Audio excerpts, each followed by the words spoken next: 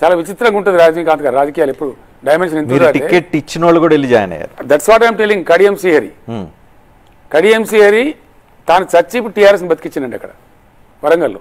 మాకు లాభం జరిగింది, బ్రహ్మాండమైన లాభం జరిగింది.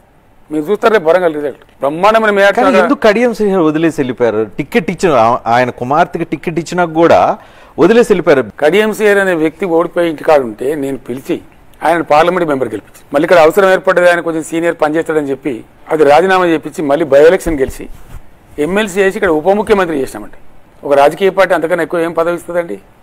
అయినా ఎందుకు వెళ్ళిపోయాడు? ఆయన కర్మ బాగాలేకి వెళ్ళిపోయాడు. రాజకీయంగా అతను భూస్థాపితం చేసుకున్నాడు. ఎందుకు అంత సీట్ టుమారో అంత భూస్థాపితం చేసుకునే నిర్ణయాన్ని ఎందుకు తీసుకుంటాడు అతను? ఈ క్వశ్చన్ మీ టీవీ9 వరంగల్ విలేకరుతో కడియం శ్రీహరిని అడిగిపోయండి. అడిగించాం. కడియం శ్రీహరి ఎక్కడికి వచ్చారు, ఒక ఫైటర్స్ ప్రోగ్రాంలో పార్టిసిపేషన్. ఆయన అడిగితే ఇదే ప్రశ్న అడిగితే నేను స్వేచ్ఛ కోసం వెళ్ళాను, ఇక్కడ ప్రజాస్వామ్యం లేదు, మాట్లాడే అవకాశం లేదు. పార్టీకి వెళ్ళిపోయిన ప్రతి ఒక్కరు అదే అంటాడండి.